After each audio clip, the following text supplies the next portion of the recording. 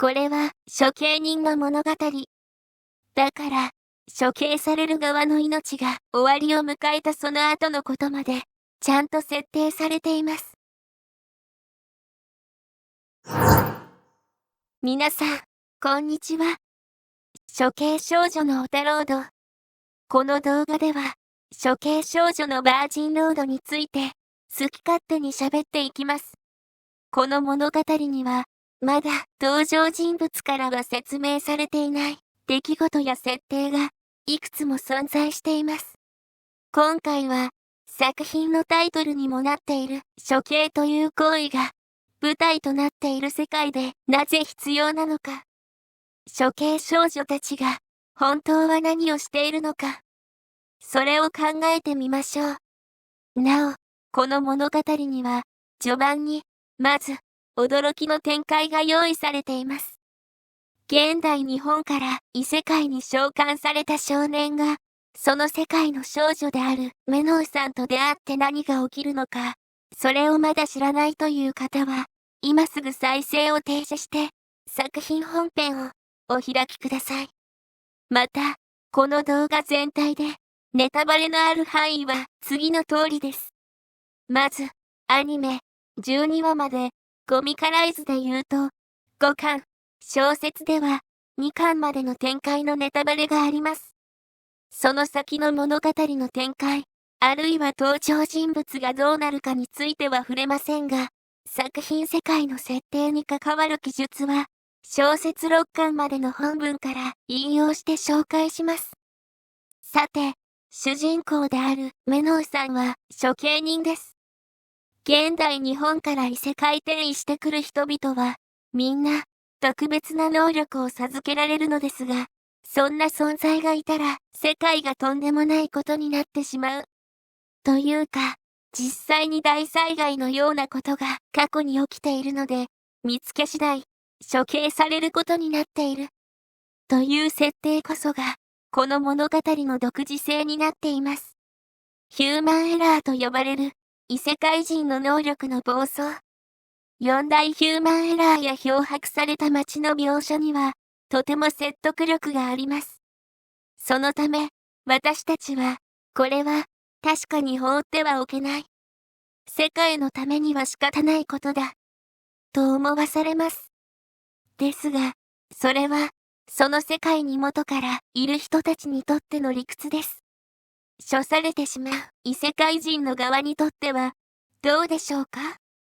ヒューマンエラーになるのも、処刑人に処されるのも、本人にとっては自由な意志がなくなって、もう元には戻れなくなることに変わりはないのではないかと思ったことはありませんか？むしろ、ヒューマンエラー化してパンデモニウムのようになったとしても、なんか動いて喋ってはいるみたいだし、処刑されて何もかも終わってしまうよりマシなんじゃないか。そんな風に考えたことはないでしょうか？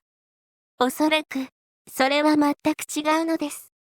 この動画を見ていただくことが、次のような要素について考える手がかりになると思っています。まず、異世界人本人にとって、処刑されることとヒューマンエラー化することの違いは何なのか。メノウさんが、あかりのためにあかりを殺すと決意する、その本当の意味。そして、どうして処刑人という辛くて、危険な役目を、最上位の階層であるはずの第一身分、ファウストがやらなければならないのか。ということです。それでは動力接続を開始していきましょう。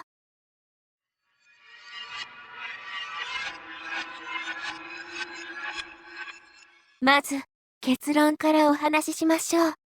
メノウさんたちの世界において、亡くなった人の魂は生まれ変わり、輪廻します。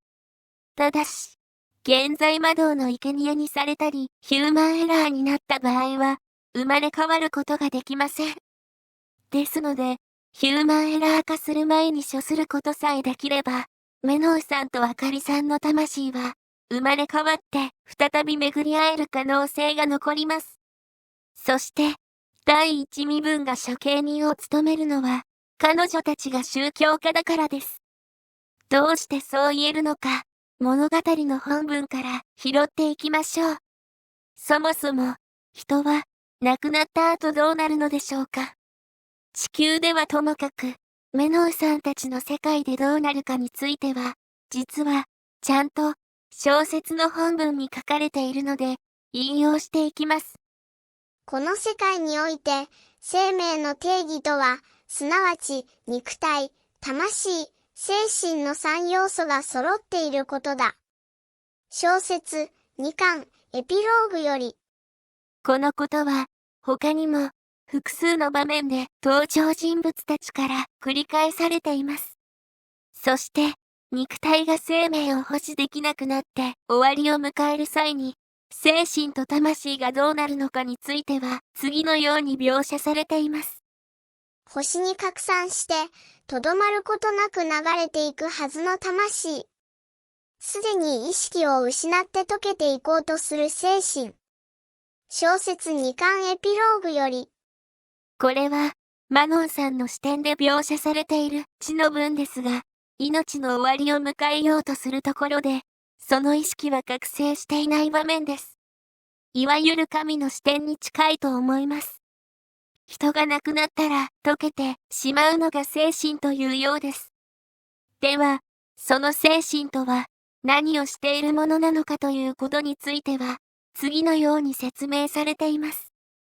人の記憶と人格を司るのが精神とされている。小説6巻2章アーシュナ視点と思われる地の文より。覚えたり、考えたり、意思決定をしたりする部分と捉えて良いのではないかと思います。それらは、命が終わると溶けてなくなってしまうというわけです。では、魂が、とどまることなく流れていくとは、どういうことでしょうか。輪廻転生を繰り返そうとも摩耗しない魂の強度。小説6巻3章、フレア視点と思われる地の文より。マスター・フレアが、つまり、メノウさんたちの世界の人たちが、輪廻転生という言葉を認識していることが、ここからわかります。同じ章では、別の登場人物の視点で、輪廻という表記も用いられています。ちなみに、メノウさんたちの世界の言葉は日本語です。ここで忘れてはいけないのが、この世界では、1000年もの間、一つの宗教が世界を支配しているということです。人は、亡くなった後にどうなるのか。その問題に答えを示すことは、宗教や神話の担う大きな役割です。地球には、復活して審判を受けるという宗教もあれば、永遠に戦い続けるという神話も、そして極楽浄土へ行くという教えもあります。しかし、メノウさんたちの世界では、他の宗教や神話に触れる機会自体がまずありません。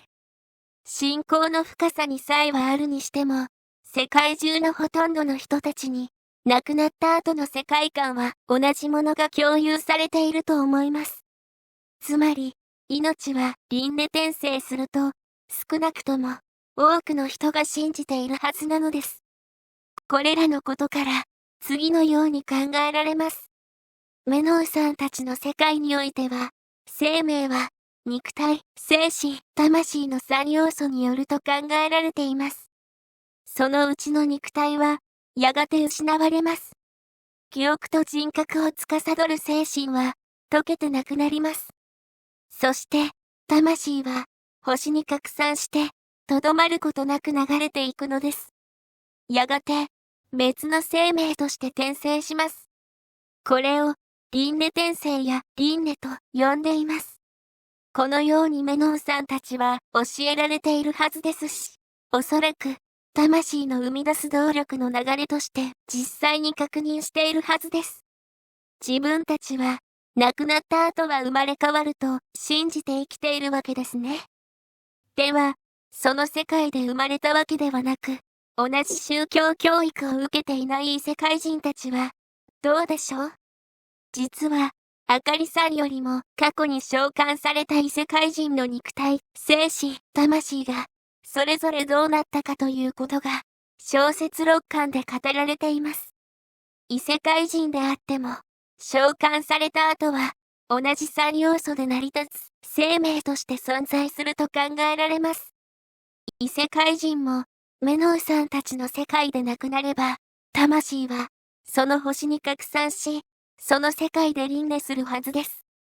地球に帰ることはできないまでも、次は純粋概念なんて、いうものを持たされた存在としてではなく、メノウさんたちの世界の生命として生まれることができるのです。けれど、それは、魂が星に拡散していくような形で終わりを迎えることができれば、の話。通常とは異なる最後もあるようです。小説一巻では黒幕が、溜め込んであった人体の素材を生贄に捧げて悪魔を召喚する場面があります。読み方は示されていないので、読み上げることはできないのですが、肉体だけでなく、精神と魂までもが生贄の対象という書き方がされています。このような場合、その精神と魂はどうなるのでしょうか？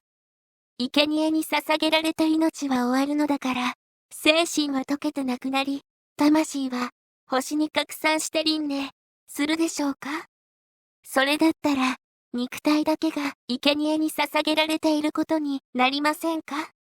あえて、精神と魂までもが生贄と明記される以上は、そうでない場合と異なる扱いでなければ意味がありません。ちなみに、肉体だけが生贄に捧げられる場合は、同じ一巻でそのように表記されているのです。とっさに背後を向いたオーウェルが、足元の悪魔の肉体を生贄に捧げて、形を変えた悪魔を召喚し直す。小説一巻四章より。肉体だけでなく、生贄に捧げられた魂はどうなるのでしょうか？明確な描写はありません。しかし、通常の命の終わりとは異なる扱いとなることは明確でしょう。ということは、星に拡散せず、輪廻できないことが推察できると思います。さて、輪廻ができない場合もあるようだと認識した上で、いよいよヒューマンエラー化について考えてみましょう。ヒューマンエラーとは、人の形をした概念だ。一見して人格があるように感じられるが、それは上っ面のものでしかない。ヒューマンエラーを動かす衝動は、魂を犯し尽くし、精神を擦り切れた果てに、肉体を支配した概念だ。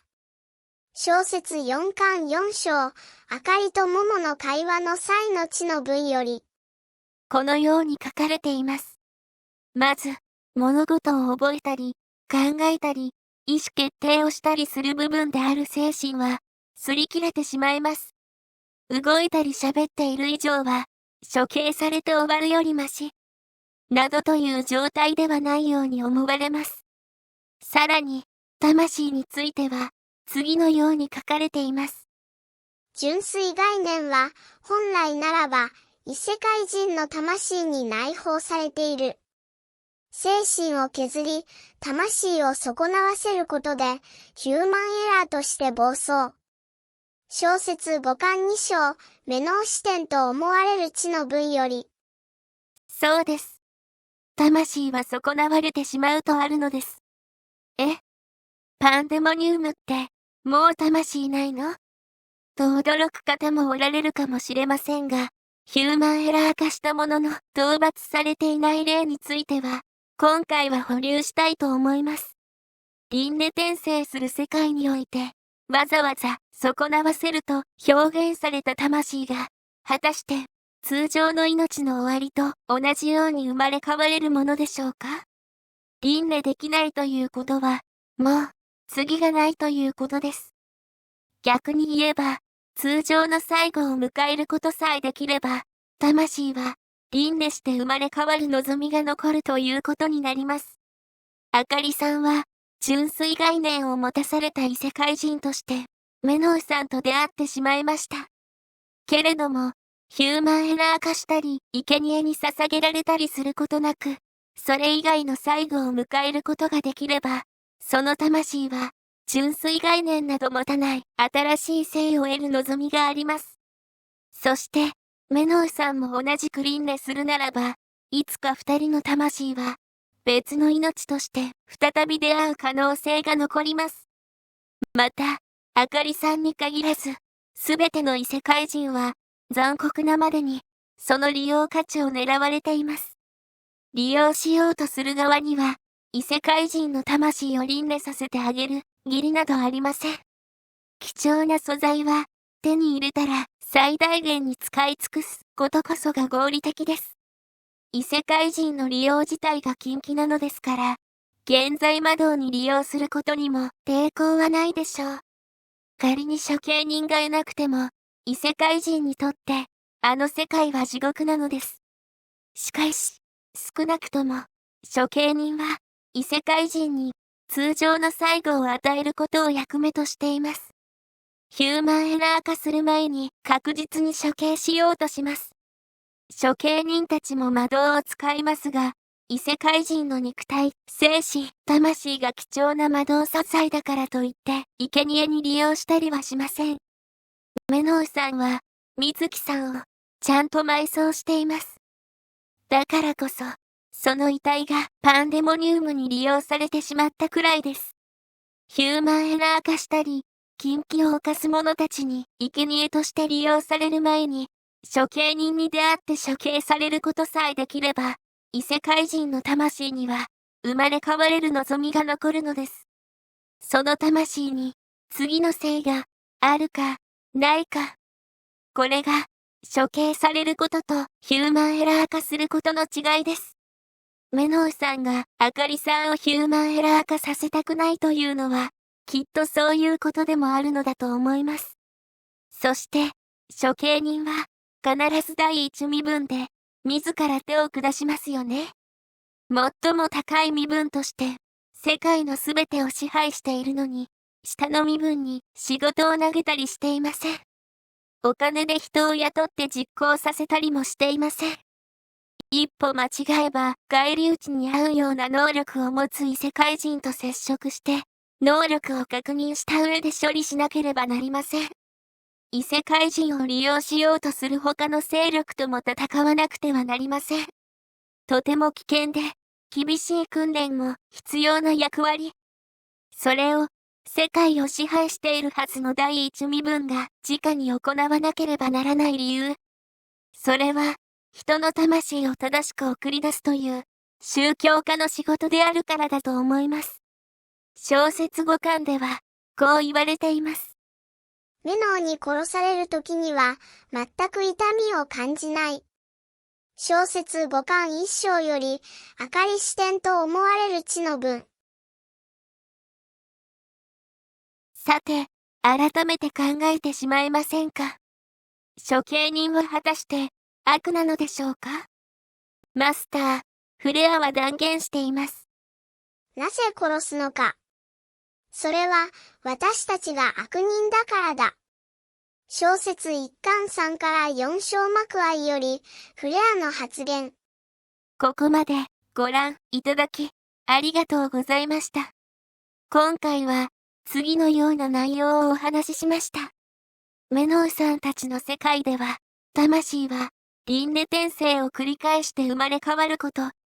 ただし、ヒューマンエラー化した場合は次の生がなく、そこで終わってしまうと思われること。そうなる前に処刑することには、メノウさんとあかりさんが別の命として再び巡り会える可能性を残す意味があること。そして、処刑人は人の魂を正しく送り出すという宗教家の役割であるため、第一身分が自ら務めていることです。もちろん、この解釈が唯一と断定するものでは決してありません。あなたの精神が感じ、あなたの魂に定着した世界観。それこそが、あなただけの純粋で大切な物語のはずですから。処刑少女のバージンロードは、このように、登場人物から説明はされないけれど、気づくと、より深く楽しめるような設定が存在し、しかも、ちゃんと矛盾のないように描かれている作品です。需要があれば、他の要素についてもご紹介してみたいと思っています。いいねボタンを押していただくと、あなたの動力が送られます。チャンネル登録をしていただくと、経典の同期通信が可能になり、新しい映像魔導の公開をお知らせできます。ところで、マノンさんがパンデモニウムに復活させられる場面、コミカライズでは、教会の中になっています。二人が手を取り合って、カーペットの上から、教会の外へと歩んでいきます。つまりバージンロードです。本当にありがとうございます。